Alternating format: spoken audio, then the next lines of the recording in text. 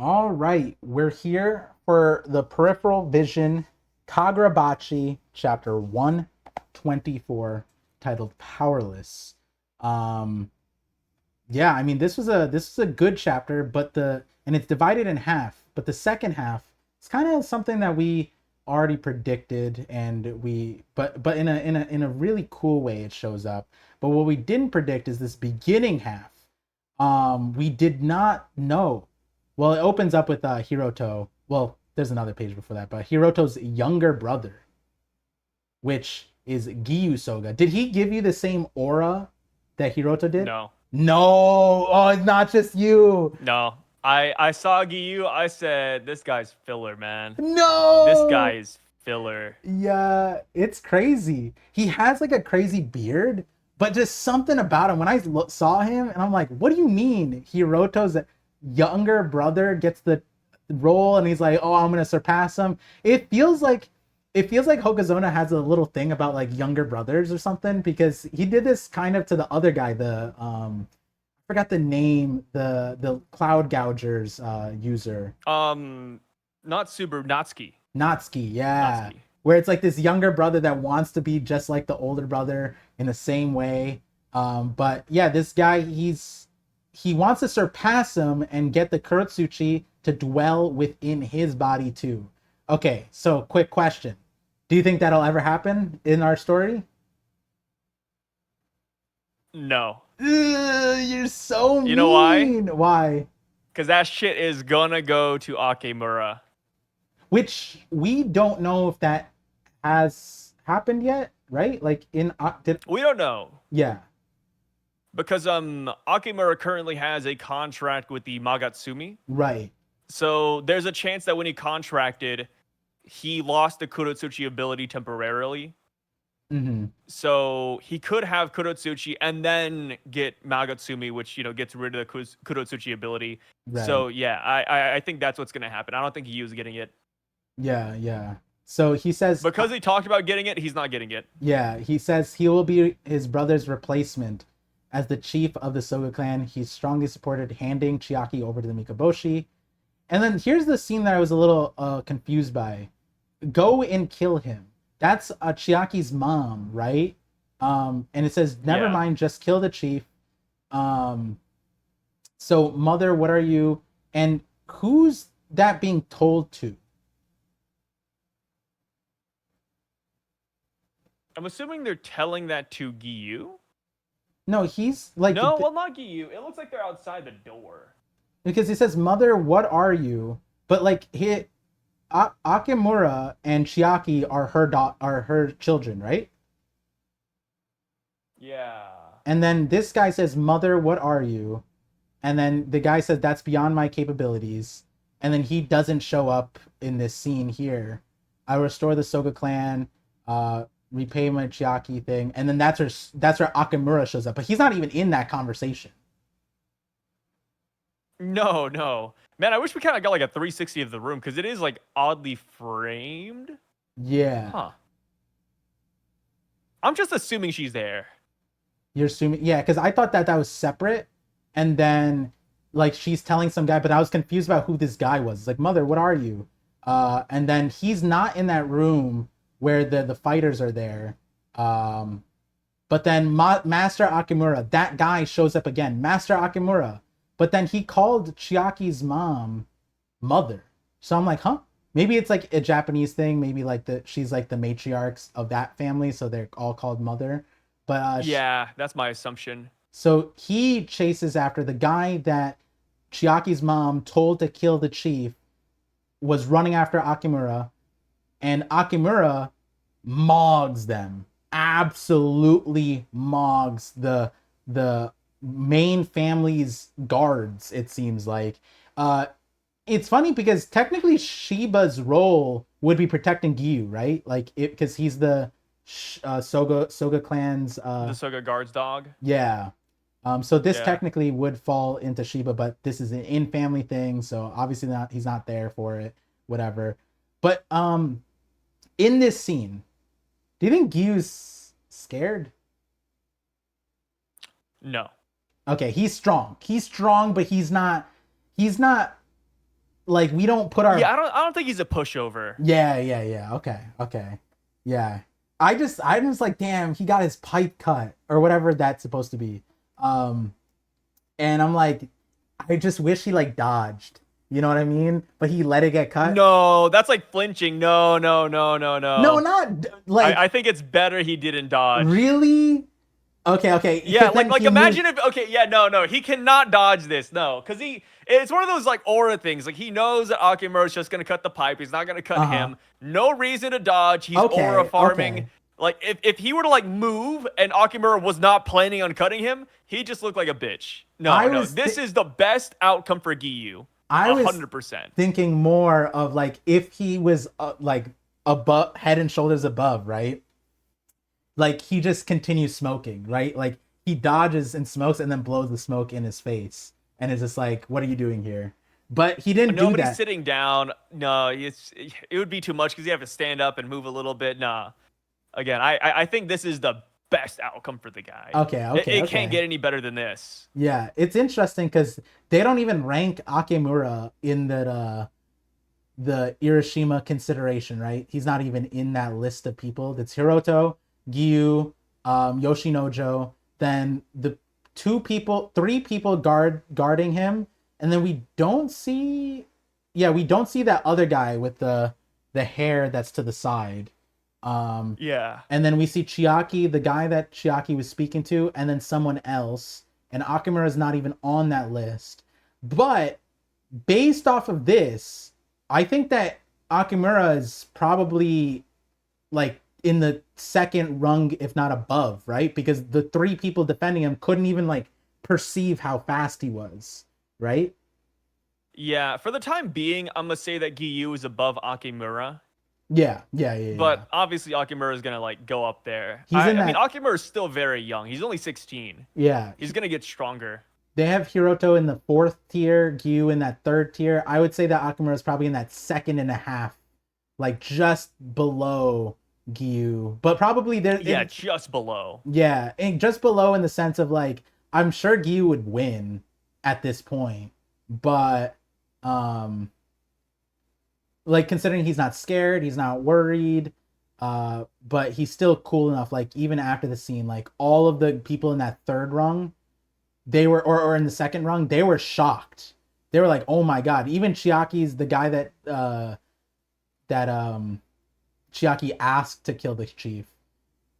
He was shocked too. And then Akemura says, "Master Hiroto would have chosen differently." Yeah. And Giyu says, "Yes, he would have fought and died," which is crazy. I'm a little upset at Giyu being so crass about Hiroto. You know, I'm not saying I'm a Hiroto stan, but you can't be talking about your brother like that. You know, it's kind of disrespectful. I mean, it's one of those things. He did fight and die, though, right? Yeah, it just hurts. It's like too soon. The Mikaboshi are just too strong. Yeah, it's just too soon though. Can't have feelings here. It's war. Yeah. And now he's like the head of the Soga clan. I bet he's kind of happy about that. Yeah. Do you think it was like that, or because he says Master Hiroto, but he didn't address Giyu, right? Because technically he's Master Giyu to him.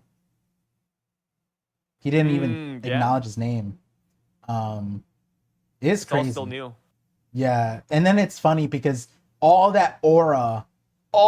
the aura that Akemura had instantly deflates the moment Chiaki, his sister, runs in. Akemura! And he's like, "Big sis." And then it seems like this character that's like pumped up, that could take on the world, just shrivels up into that little brother again. And he's like, and she's like, "What are you doing?" And you know, they're all still reacting to how fast he was. But Akemura, you know, like even the guy said it. It said for a split second, I almost mistaken him for Hiroto. And it's crazy, and it's all due to his obsession with his sister. Which again, like I said, like you can't tell a guy, "Hey, the deal is I get your sister in bed." You can't. That's just not like. And she's gonna have like all of our kids back. Come on. Yeah. No. Yeah. She's gonna. Yeah. No. Akemura's crash out is 100% justified. It makes sense why he'd do this. Yeah. I mean, like I said, hey, I'm an Akemura fan. I think the genocide is super justified. I'm not even talking about that part. It's like the rationale that all of these people have. It's like, bro, this is like ridiculous. And it's like they're all like, in a way, right? And this is really gonna bode well. I mean, we don't have any of the PC warriors in our thing, but this would be like, if you were to do the book. Oh, this would go well on Book Talk, is what I'm about to say. Is like all of these men hiding behind Chiaki's decision. Because imagine this: Chiaki didn't volunteer. What would Gyu choose? He would still be like, no, you're going. As the master head, right? It would be, he's hiding behind the idea that she chose to go. But in reality, let's say that he wants her to go. Yeah, that he wants her to go anyways, because the master family, they want the lineage to be within their branch, and they have the daughter in 6 months or whatever it is, or she's already born. I forget what it was. But like, if Chiaki didn't volunteer, she would still go, and at the end of the day, the Bureau of Sorcery, everything, their decision would be hiding behind this little girl. Hey, if we sacrifice her, we get minimum a year. We can go through that. They'd be hiding behind that decision. And that, I think that's kind of what is the difference between Hiroto and Gyu, is that even if Chiaki were to have volunteered, the decision of hiding behind a girl, hiding behind a branch family, it's like, no, this is our responsibility. I'm going to put this country on my back, and I'm going to fight for that. Like, I think that would be the significant difference. Like, and then we kind of saw that with Hiroto. They were on Hiroshima. They're like, this is the threat. If we take care of it right now, right here, we win. And he was willing to put down his life. And that's where that line, yes, he would have fought and died. And it's like, yeah, he would have fought and died. He would have fought and died and not hid behind someone else. And that's what Hiroto essentially did. Which is interesting because, like, we don't know Hiroto's relationship with the side branch family, but Akemura, like you said, he went out of his way to call him Master Hiroto. Yeah. There's a chance that Hiroto was actually cool with the side branch family, and Hiroto didn't mind that Chiaki had those powers. We'll never know, because guess what? He's dead. Him, Yoshinojo, they're both dead. We have no idea if they, cared about the politics between these branch families, but we know that Gyu does. That is without a, shadow of a doubt. Yeah. So if only we had like a couple more, chapters of Hiroto. It'd be crazy if Hiroto was like actually the opposite. He's like, oh yeah, I like Chiaki, I like Akemura, right? You actually train Akemura, yeah, 100%. Yeah. But Gyu obviously not doing the same. Yeah, and I think it says a lot about again, it's one of those things that Hokuzono's good at with like developing characters without even a lot of time. Is like, the more we get of the Soga family, and we reflect on Hiroto's standing with them, it's kind of crazy, his decision, right? Being the master, the chief, the clan's chief, and putting his life down on the line for the Hiroshima conflict when it was prophesized to be going bad, right? Like, as a clan chief, why would you go yourself? But Hiroto's like, why would I not? You know what I mean? And then when he was there, it wasn't like a retreat. It wasn't let's back. No, he put his life down like 3 times over. And it's crazy because of his standing, of his role. He was protecting so many people that weren't him, whereas everybody else would be, hey, you should not be on the front lines like this. You know what I mean? And it's crazy because it's like, he is Superman. Everyone is like, oh, nothing could go wrong to Superman.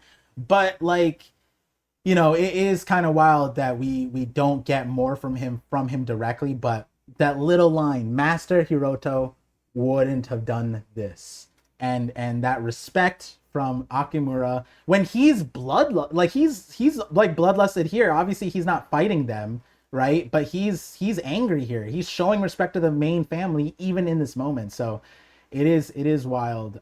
Very, very crazy opening to the chapter. And it's all for his sister, which, she didn't need to earn it. It's just his sister, that kind of stuff. But then we transition out of it. Or actually, no. Before we transition, it's his motivation to be this strong is out of protecting his sister, right?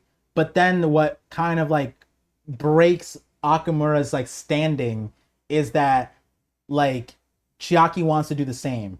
and she wants to do it for even grander reason. It's not just to protect you. It's not for you to protect me. I'm protecting everyone by sacrificing me. Just like Akemura wants to sacrifice himself for his sister turns around and is like, if I sacrifice myself, everyone is protected. And it hurts because he's like, I'm not okay with that. And he has no power. And that's the title of the chapter. He's powerless. And that kind of is what creates the Akemura of today, of the Act 1 ending Akemura. He's no longer powerless. He no longer wants to be powerless. He'll never be putting on those shoes again, because what powerless means is that you let other people decide for you what's right, what's wrong, all that stuff. And that's why he's like, no, we should hold on to the powers. Why would we put the swords, like banish the swords in a way, demonize them? Why would we do that? That's our power. Why would we want to be powerless? Which at this point in the chapter, I read this chapter, and then this weekend, especially because we had a break week, I started rereading Kagurabachi. I'm on the second chapter, but I started rereading, and the first chapter alone, man, it is crazy, because the first chapter is all like Rokuhira or Kunishige, and my guy has the autism for sure. He's so autistic in the first chapter. I forgot how crazy, like, he's just out swordsmithing, man. Yeah, like Chihiro's like, yeah, my dad's difficult, and then like just one moment the chapter just goes like, this is panel for panel. Kunishiga's just like, and just tilts his neck like this, and he's just, and Chihiro's like, what are you doing? And he's like, you said you want to be a blacksmith, right? I guess I gotta tell you real stuff. And his neck is just tilted the whole time, and Chihiro's just like, bro, what is wrong with my dad? And then he comes home with goldfish. It's like the goldfish were like just random prizes, and then becomes the N10. All this crazy stuff. First chapter, definitely really dope off of a reread. And it really fills in like the personality we get from Kunishige. When I read the first chapter, I remembered. I was like, yo, it did feel like Kunishige was the main character of the story. He had all the like the Naruto Luffy vibes of like the weird ticks and the weird draw to him and everything. And then the whole, hey, he was the hero that saved it. He was better than even me. And Shiba was saying this, like, hey, you know, your dad's the guy who everybody talks about. He's the one who's the hero, even though I fought on the front lines. Everyone knows your dad. And then she was like, yeah, I heard that 1,000 times. And it's like, well, don't forget it. And I know you like hearing it. And it's crazy because he gets all that lore and then he dies. But the thing that I want to bring up is that powerless line here, right? The chapter title and Akemura's whole thing about hoarding the power, not hoarding the power, but keeping the power. The power isn't the evil part. The power is what maintains the peace. And if we throw away the power, then we're kind of throwing away our like contributions to get to the point that we're at. And something I kind of forgot was that the swords were just all with Kunishige. And yeah, that like kind of breaks my mind a little bit, because it's like, there's no justification for that. Japan should have been protecting them, but instead they went to Kunishige and he had all of them. And that was the Hishoku's main thing, is getting the swords back. But you would think that they would protect them and put them in the Kamunabi headquarters or something. But instead they gave them all to Kunishige, which I think is something that's going to be talked about here. Because like, again, the next part of the chapter we kind of predicted. But to, you know, branch off of a conversation, it's like, all of that Danseki was stolen. He stole all of it. That's Japan's. And he forges the swords out of them. And then after the war, regardless of how the war goes, why would you give them? That's like giving the nukes to not Albert Einstein, but Oppenheimer, right? It's like, we would never just like we put the power in the president. He gets the nuclear codes. Nope. In Japan, the guy who made the nukes keeps the nukes. And not just that, but then I remembered in the chapter, the Hishoku sorcerer guy, who we still don't know his name. The guy with the plants? The guy with the one eye.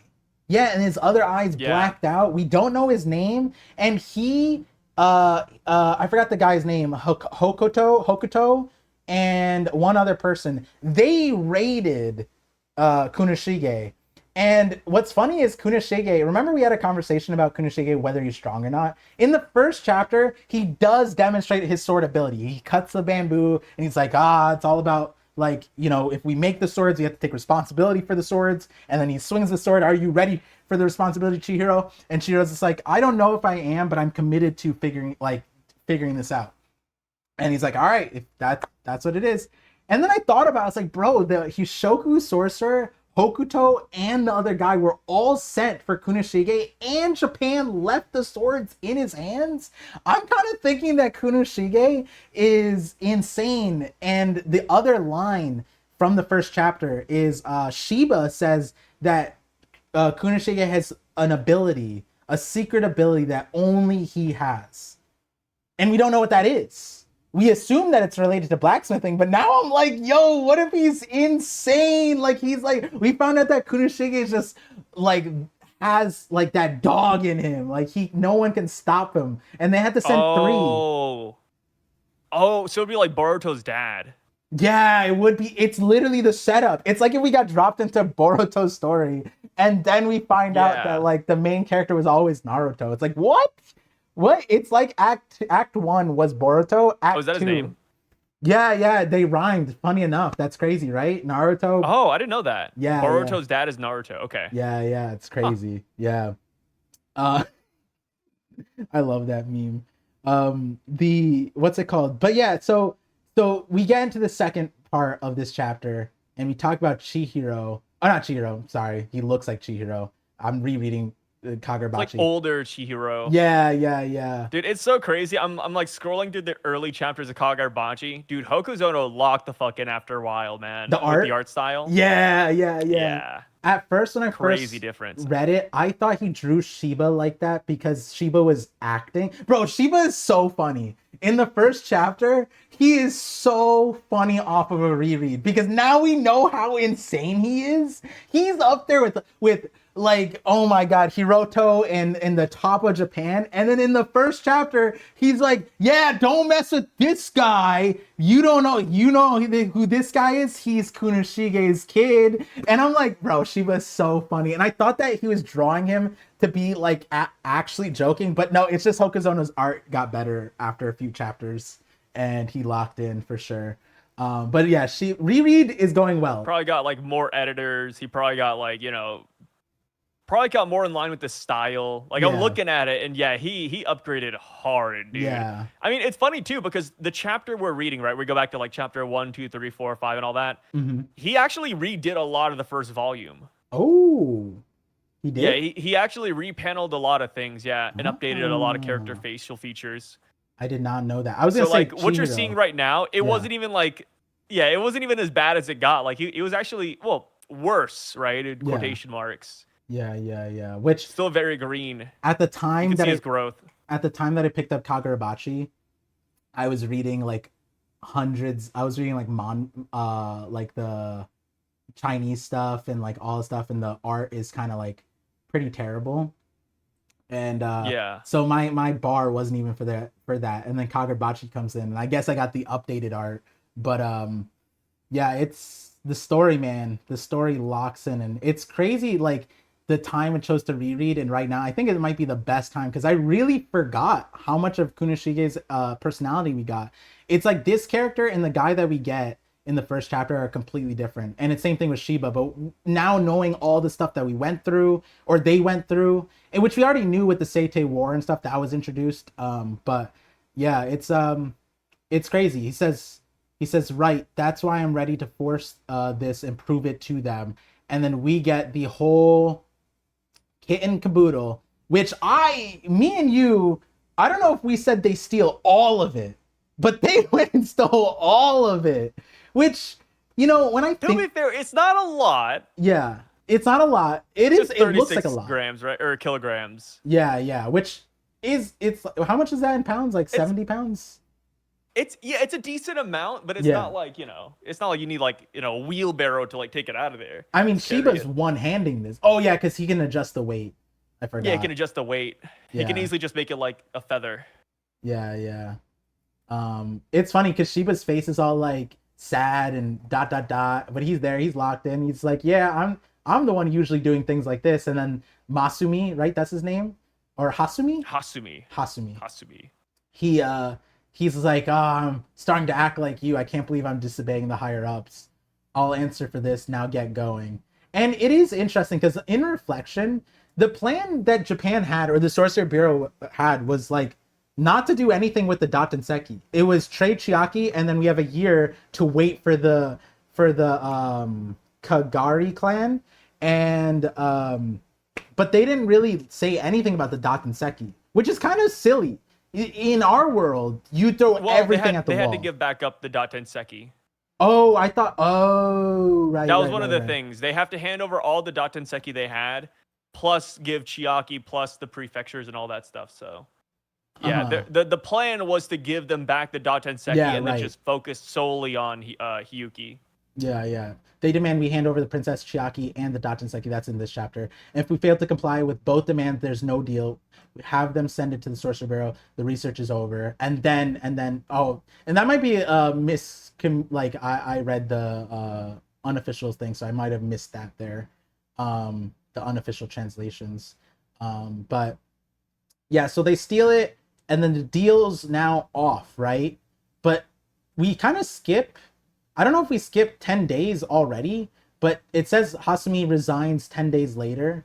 But it's kind of I didn't keep in line with the timeline of things. March 26th, the kilograms Datenseki was stolen, and then we jump to March 27th, just before daybreak. The forge was lit with flames, and then we see a little the not the Bunsen burner. I don't know why I was gonna say Bunsen burner, but we see Bunsen burner's funny though. Yeah, we see Kunoshige is locked in.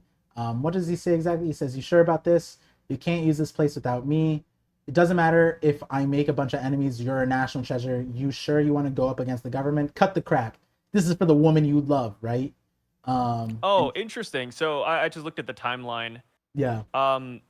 That portion we got where it says 10 days later he resigned, we didn't jump in the future 10 days. Yeah. It just says that. Because last chapter, we ended off on March 24th, I believe. Yeah, and then so here, it's 26th to 27th. So they steal it. Then 10 days later, so we're getting some April spoilers next chapter, I guess. But it makes you curious why he resigned, because it seems like they steal it, and then the next day he gets to work. And then does Hasumi resign because it doesn't go through? Like he starts failing? No, it looks like Hasumi resigns because of all the conspiracies around him. Was accused of being mastermind behind a string of incidents. So March 21st is when Japan starts meeting after the Hiroshima invasion, or Hiroshima war. And then 3 days later, they reject the Enchanted Blade project. So they really did deliberate on that for a while. Mm-hmm. And then this chapter, we're in March 26th. So 2 days after they reject the plan, they steal the Datenseki. And then 10 days later, that's when he resigns. But we end the chapter March 27th, a day after it's stolen. And that's where they're forging the blades. Gotcha. Yeah, so it's a interesting situation to be in. But yeah, this chapter sets us up. We talked about this a little bit. Like, it's a year out. Like, the Japan goes to war, and even like Shiba in the first chapter talks about how like once he made the sword that turned the tide. Like, the swords don't get made immediately, so like it's obvious that he fails.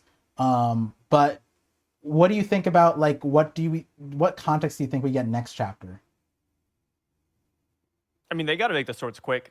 I think they're gonna make their sword within one chapter. Oh, okay. Do you think because you gotta imagine like they're about to hand over Chiaki. Like it's around the corner. I think they are gonna like go really quick and just like make the sword so that they can stop the plan. But granted, it's not like they can give Chiaki to them right now because the Datenseki's missing. Yeah. They wanted both. Yeah. So I think they have to like really just speed run this. Yeah, it's kind of crazy because Kunoshige goes from world's worst criminal to world's most like decorated beloved hero. Yeah. Yeah. But hey, this is how it started All out. for Japan, man. Yeah, it makes well for Chiaki according to him, but you know, Yeah, for love.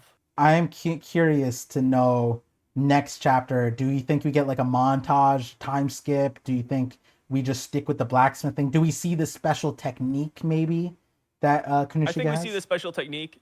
I do think we will see some failures in the montage, but I think we'll end with the right blade. And it's Ooh. funny how we talked about this when they were talking about swordsmithing. Uh-huh. Like we end the chapter with Subaru saying, "Hey, this is for the woman you love, right?" Yeah. And it's like we talked about like how love is the answer, right? Love is the thing he was always missing. Yeah. It's like very anime shonen-y stuff. Love it. Yeah. Yeah. It's gonna be interesting to see how the swords are made, what the plan is, because after the swords are made, that's when Japan decides to do the sword bearer like tournament, not tournament, but like trials. What were they called? I forget. They called them something. Like the whole decision. We saw it with the Natsuki, I believe, like who was chosen to become a sword bearer, and his brother was chosen, but Natsuki wasn't. Um, yeah, Yeah. I wonder what. I forget what it was called, but yeah. Yeah, I wonder when that like does that doesn't happen next chapter, but like when does Japan come around? Like how do they, like someone has to display the sword's powers, right? That's another thing. And then this is another thing that I realized.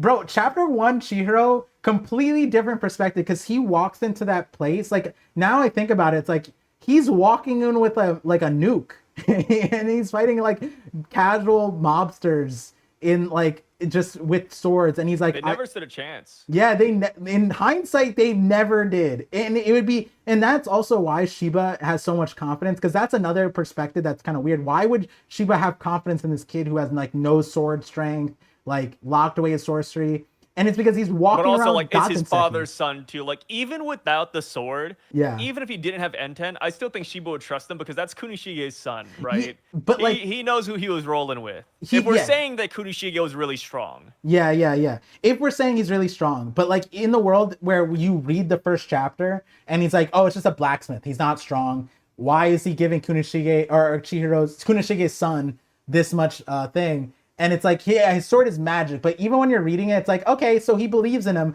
But now that we're like the Shiba that we know, it's like he really had a lot of confidence because he knows those Datenseki swords are insane. It's like it turned the tide of the Seitei War immediately. So it makes you kind of curious, like the display. Like I want to see the reception of the swords, like who unsheathed it, and then the sorcerer's like, oh my god, these swords absolutely mog all of us. Like just dude, one it's gonna sword. be like when we first saw them meet Kunishige.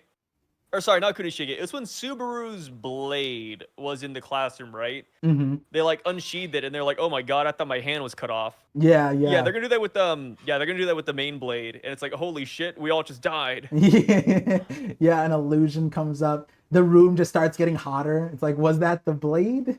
And it's like, no, this Yeah, time it was maybe because actually it's the blade. Daten Seki. Like they also see bugs everywhere. They're like, holy shit, there's bugs everywhere. Yeah. Which I just want to go back to the Shaku sorcerer guy.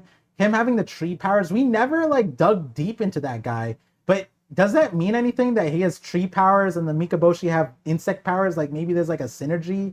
Do you think that that guy might be I don't know if Mikaboshi? there's like synergy per se. Trees and Yeah, I don't insects? know. I mean, trees and insects, there's synergy, but I mean, this is also like the world of sorcery. There's like a bunch of sorceries, I bet. Yeah. But it's like the Like, Magatsumi with I'm like, there could be like a flowers. plant guy or like a honey guy, beeswax guy. It's Yeah. like, they don't all have to be like connected to Mikaboshi. I just wonder why we still It's like haven't gotten that stereotyping. why we still haven't gotten that guy's name. Like, why is he so important? And Well, then, there's a couple Hishaku people we don't know the name of, though, to be fair. I mean, but not as important as him. Like, we got the upper echelon, but like with the Ishaku, it's kind of like we're past them because they kind of their whole point was to get the Swordmaster, and that's Akamura, and then now we have him. And it's like the Ishaku still being relevant is yeah, they will be sure, but like the upper echelon having a mystery character, like we don't have his name, we don't have his anything about him. It's kind of interesting, and he's like in Yura caliber. You know what I mean? He was the guy who was sent to kill Kunishige, and we still don't know anything about him. It's kind of wild. Are you saying he might be like a Zetsu? from Naruto? Maybe. When I was rereading the first chapter, I kind of had a shock. I was like, wait a second, who?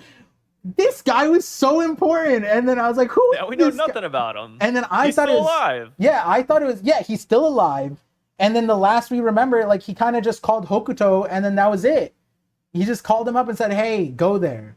And then Hokuto's like, "Why?" And it's like, that guy, he's still alive, or like not he's still alive, but like you have a challenger awaiting for you, or something like that. I forgot who it was. And he's like, "All right, bet." Hokuto locked in, and then that was it. And I was like, wait a second, that whole Shaku Sorcerer, he's literally called a Shaku Sorcerer on the wiki page. When I read the first chapter, I was putting it all on me for forgetting who this guy was. I was like, I'm such a fake fan. How can I read this first chapter and I don't even know who this guy is? I Google him, I'm like, no one knows who he is. And I'm like, wait a second, who is this just guy? Just the tree guy, man. He's just his ability is crazy too, because when they're attacking Kaminabi HQ, like there's like a lot of like plant people that explode and shit. Yeah, off of their death. They have a death contract with them where when they die, they explode into like structure destabilizing trees. Like these trees pierce through the building and stuff. It's crazy.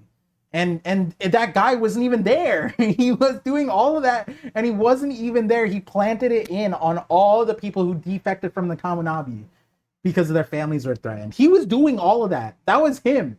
And we don't know his name. I feel like in Act 2, and he has a crazy eye too.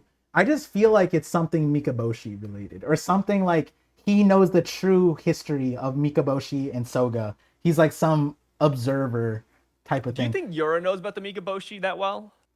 I don't know. I feel like, because like right now the Hishaku, it's funny because we were speculating like, okay, like how tied in are they with the Shokoku, right? Yeah. Are they in with the island? Are they remnants of the islanders? But now we kind of know that they're mainly due to Japan's like handling after the war more than the Mikaboshi. Yeah. So there's a chance that none of these guys have any, like, they know nothing about the Mikaboshi. They don't give a fuck about the Mikaboshi. They're really just Japanese citizens. Yeah, yeah. I mean, Yura did tell us that, like, he agreed with what Akemura did, right? That's kind of what it was. Like, he knew that. Yeah. But we don't necessarily know how But he wanted to make sure, like, Akemura did it in, like, his right mind, and it wasn't just, like, some weird, like, temper tantrum kind of thing. Yeah. That's why, like, he initially planned to just kill Akemura. And we don't know who told him that information, right? Oh, wait, which information? Like, the secret information about the Swordmaster, that was, like, Kamunabi leaking, but we still don't know, like, necessarily. We know the guy. It was that big guy. The guy who got slapped? Yeah. Okay. Yeah, I was forgetting if it was that guy or not. Yeah, it was the guy that they, like, essentially fucking no-diffed. Yeah, into the wall. Yeah, Azami just, like, kicked his ass in, like, 2 seconds, and he's like, oh, that's over. Yeah. I mean, again, to be fair, like, in hindsight, it is kind of wild, the treatment. No trial for Akemura, and then knowing what the plan was. I mean, if anything, they should peg... I'm surprised he wasn't hailed as a hero. Like, why'd they...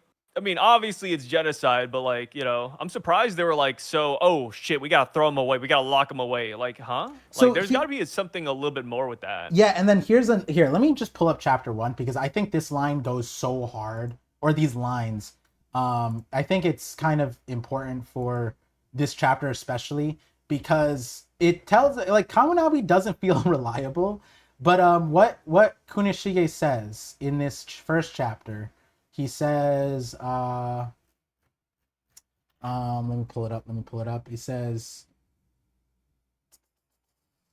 if you want to be a real swordsman, it's about time I showed you the stuff that ain't so shiny and bright. He says there's a few of them stored in the basement, mostly katana I made before you were born. Those are the swords, the special ones. Katana used the enchanted blades. God damn, that was stuck in my brain. I was like, why don't I know the name of them? Katana used in the war. Katana have always saved lives and slashed open new eras, but I'm sure you know they're still tools for killing people. And we are complicit in deaths they cause. And this is the line. If they fall into evil hands, they can kill good people. As swordsmiths, we have to always keep that in mind.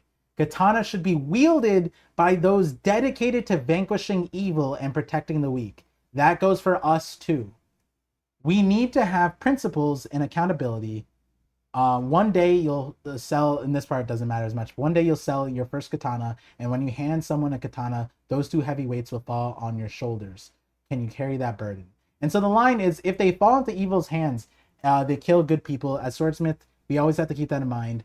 Katana should be wielded by those dedicated to vanquishing evil and protecting. But doesn't it mean something that Kunishige is holding onto the swords? Doesn't it kind of imply that he doesn't trust the Kamunabi or people in general to have the swords, and he has them? Like, the whole circumstance of him having the swords after the war, considering what they did for Japan and the Dattenseki, it kind of feels like maybe Kunishige didn't, like, it doesn't necessarily mean that he disagreed with Akemura. You know what I mean?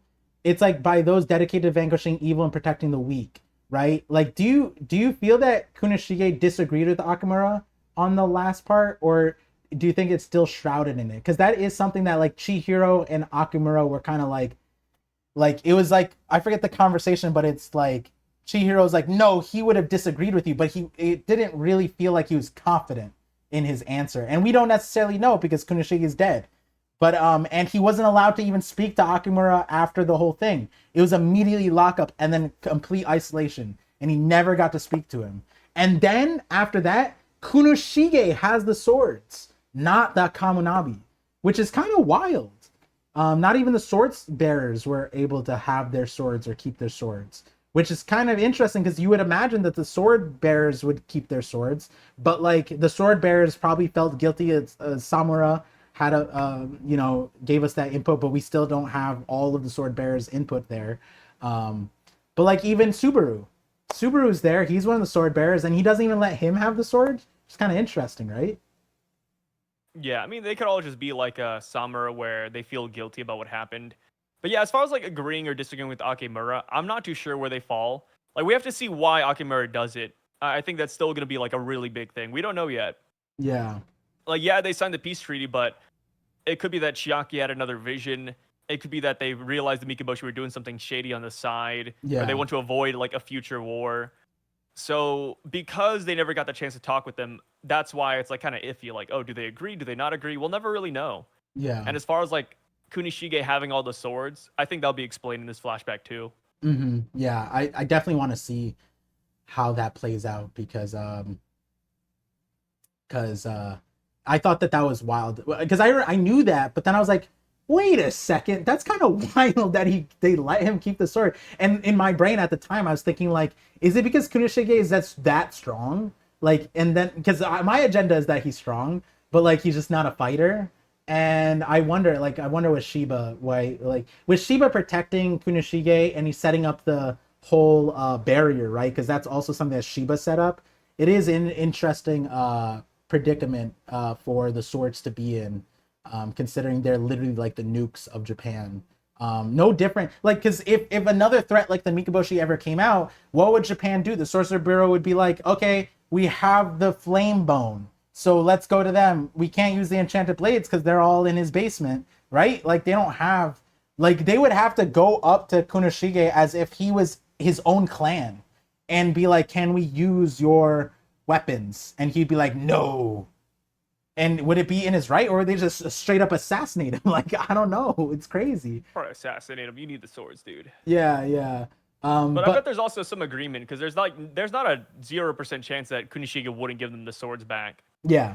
To vanquish evil and protect the weak. That's what he wants. And it's like, you guys don't get to decide who the evildoers are. If another evil comes up, I'm sure Kunishige would be like, maybe I give you the swords, depending on who it is, right? Yeah. It's crazy that he kept the contracts in place, though, because I wonder if he has the ability to break the contract.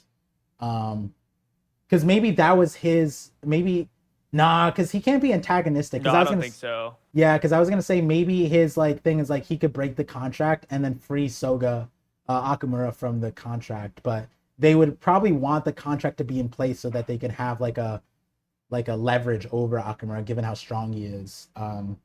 Yeah, Akemura is a whole different beast. But speaking of Akemura, there was a panel that we were talking about last chapter, but we didn't have it. But someone in the comments told me chapter 112 is the panel where we see Akemura thinking about the Chihiro as a baby wrapped up in a cloth and it's all bloodied, and it's just like it's kind of out of context, but it's just so Akemura, it says your curse too. Curse. What I got from the war was a lesson, and that's the panel, the chapter thingy, and it's Chihiro wrapped up in a blanket. It looks like, and it's just like kind of like he's abandoned, kind of like a lost baby, just wrapped up in a cloth. So I feel like I don't know. We still don't have the fated meeting between Chiaki and Kunoshige either. So we don't know if they do the deed. I feel like it's One Piece a little bit, where we're wondering when someone like not consummates a marriage, but when they procreate, when they get cream pied. Yeah, as Sai would put it. You guys don't even want to know how much he uses that word around here. But yeah, I mean, it's factual though. Yeah, it is effective at least. But what I got from the war was a lesson, and that was the panel of Chihiro. So like, so they lose all the Dachinseki, but do you think that they try to renegotiate? Like, hey, what if we just give you Chiaki and we have like a year, but we're not allowed to have more Dachinseki? Like we lost it. Like we actually lost it. Do you think they try to renegotiate and still give Chiaki over? I think they'll try to renegotiate until Kunishige brings back the sword. Yeah, that's what they're gonna try to push it forward. Yeah, they go to war, but like the thing is, at the point that we're at, there is no war. Like the war, like the point, the Sorcerer Bureau said it themselves. Like they would get steamrolled by the Mikaboshi. There's not really resistance that they can put up besides like slowly losing. But from what we could see, it seemed like I forgot, it's chapter 72. It seemed like the Mikaboshi, like the way they described it was that there was a war and there was a resistance, and then later on the swords were made. So let me double check what they said. It said like a year into it, or maybe I forget what it was. Suppose they chose to surrender. When the when the Shinuchi emerged, it turned the tables on the enemy. We waged a powerful counteroffensive, driving them back. The heroes succeeded. As everyone knows, our heroes and their enchanted blades turned the tide. How long, though? Does it say how long? The Seite War started when they invaded. The citizens of that small country were bloodthirsty savages by nature. Their bodies were resistant to Dachinseki. Their invasion advanced steadily. As everyone knows, our heroes and their enchanted blades turned the tide. And so it's kind of interesting because it sounds like a war starts and the Mikaboshi invades, and it's some time before the swords are made. So it doesn't even sound like a day or two or whatever. And like we mentioned before, they even have like a choosing like ceremony for who gets to wield the Shinuchi, but the enchanted blades. But yeah, it's I don't know how much longer in the flashback do you think we have? How much longer in the flashback? I'd say decent. A decent amount. I'd say it's maybe even all of part 2. All of part 2? Huh. Well, okay. I'd say we're in the flashback for at least 20 more chapters. 20? Wow. With how fast they're going, I don't even know. Yeah. I think we're gonna see the entire war. Okay. I don't think we're gonna leave anything to the imagination. We're gonna explore all of it. Yeah. I wouldn't be surprised if Akemura like takes over and becomes the main character for a while. Well, the thing that I want to know is the last chapter thing, which was the prophecy that Chiaki had leading to Yura's like house. Yeah. I want to see that stuff, and if that's in the flashback, sure. But I don't even think that would be. But I do want to know the connection. I want to see Yura's like starting because I think it will be in the flashback. You think that we get? The reason why is because when we leave part 1, when it ends, yeah, Chihiro has like a flash of all the villains he's fought and all like their most iconic lines. And the biggest one is Yura saying, "This is the world your father created." So I think we're gonna explore that world a little bit. We're gonna see what these blades like. We're gonna see the fallout of what these blades did. I think that's pivotal to the flashback because the whole reason we're in this flashback is for Chihiro. I mean, well, not for him, but for us. But to like explore the blades, what they did, what they solved, and what they caused in the end. So I think we will explore Yura's house being destroyed. Yeah. We might not spend time with Yura, but I think we're gonna see like, what happens in Japan at that time. Yeah, I think another interesting thing too is the what's it called? The oh, I just had a brain fart. Um, what were you just saying about the oh yeah, the Euro flashback? Oh yeah, Yura's like I wonder if we get like Yura's like origin too. Like you saying, there was a theory also. I think we were talking about in the comments maybe like Yura's wife being related to the Soga clan. Maybe we were talking about it. Um, but yeah, there's a lot to play out with the flashback act 2. Hmm. Chihiro's birth. Oh, Chihiro's birth. How many chapters till that? Probably 3 chapters. That's like after the war. No, does he get? Oh yeah, he does get born after the war. But it's like Yeah. he gets born in December of this year, you said? No, he has to get conceived of December. He's August of next year. Yeah, something like that. Dang. So much details in the story. Yeah, I'm looking back at the Magatsumi. Yeah, he gets born next year, August 11th. So that's why we said December birth. Yeah. Or December is when Chiaki gets creamed inside and it reaches her egg. Which is supposed to be Kunoshige. I know that there was a bunch of theories saying the Mikaboshi, but it just does not. First chapter, this chapter, it's carbon copied. There's no way. Do you think we're gonna end this flashback knowing 100%? Yes. Chihiro is Kunishige's son. Yes, because it's such a weird. It's weird. But imagine imagine we never see them get together. We don't know where Chiaki was in December. He just skips over December. Yeah, and then this would just be a King Leuven situation, but like the difference is Shuri looks like Leuven, like, but she doesn't. You know what I mean? Like Chihiro looks, smells like Kunoshige. Smells or yeah, that's what Samura said, right? He sounds like Kunoshige or smell. His presence feels like something like that. Another interesting line from the first chapter was the whole scar thing that Chihiro got. It's like it reminds him of the hatred. He could always get it healed, but it reminds him. He wakes up every morning with hatred because of that scar, and it reminds him, and it keeps him on track. And I was like, damn, Chihiro is so different. He doesn't feel that edgy at the like later on. Like he does, but like he grows a heart a little bit, you know? Yeah, I wonder if that's like a conscious thing the author did where it's like, oh yeah, like I want Chihiro to start really rough and then slowly just like, open up. Or if it was like, people are really vibing with it. Maybe I should just like make him more normal. It's interesting too because he had a reason to kill the mobsters because he walked into the town and they strung up the anti people. But that whole section was a conversation of what Kunoshige essentially allowed, that world that Yura and Akemura kind of wanted to avoid, which was that the mobsters were lynching their opposition out in the open to deter more opposition, which wouldn't be the case if they had the swords. But the thing is, the mobsters were carrying katanas. They were able to wield the katanas, but the thing was, they weren't necessarily empowered by the katanas. They were empowered by the Hishaku. They had sorcerers backing them, which made them extra powerful.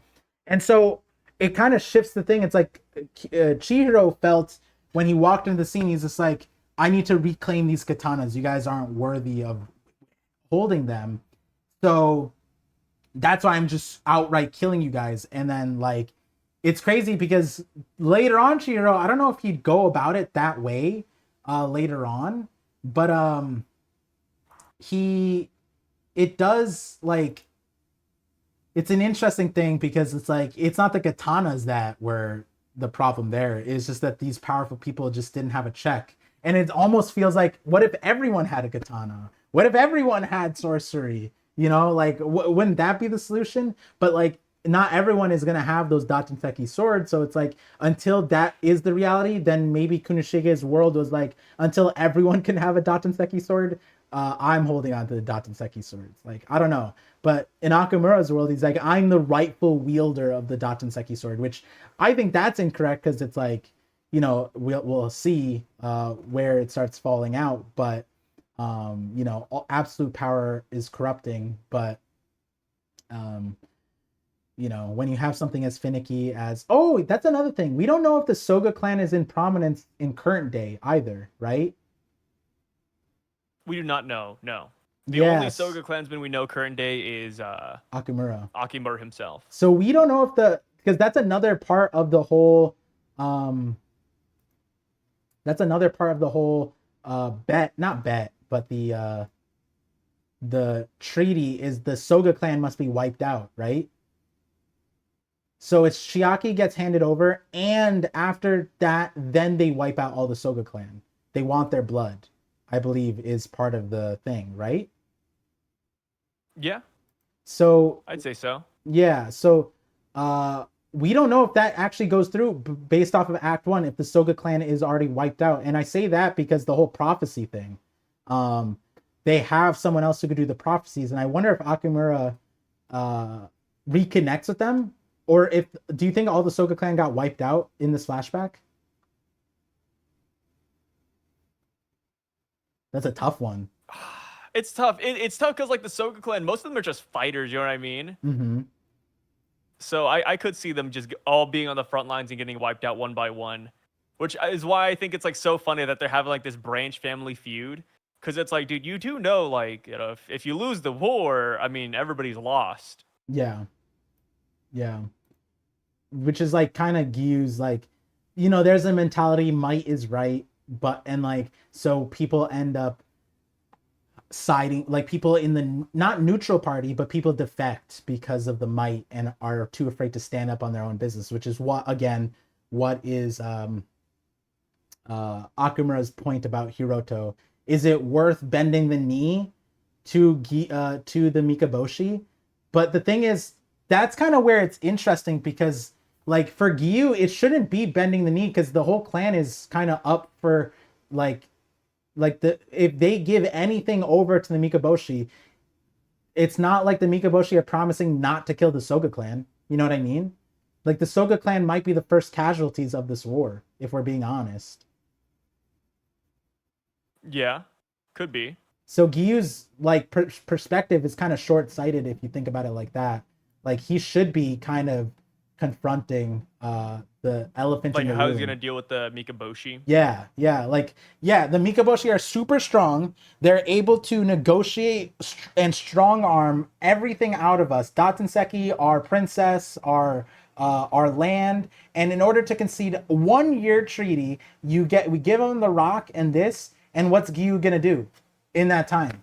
You know what I mean? Like, nothing. Just hope for the best. Hope Japan works out a deal.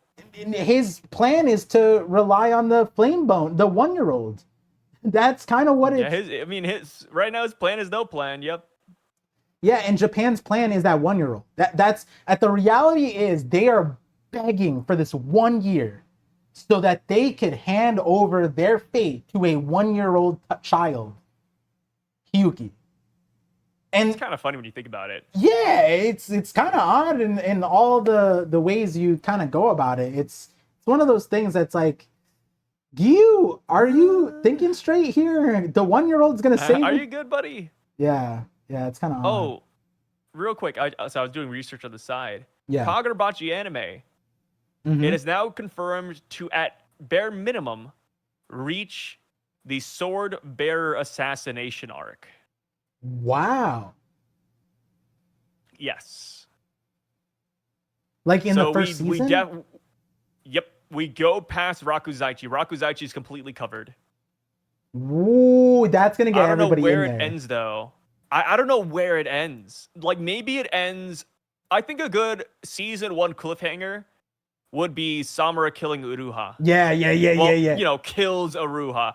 I think that's going to be the best season 1 ender. Yeah. I think that's the most realistic spot, because I doubt we're going to do all of the sword bearer assassination arc. That's way too much. Yeah, I agree. For just 1 season. So I think we're gonna end over there. And the reason this has been confirmed, by the way, if you guys don't know, they released key art for Chihiro.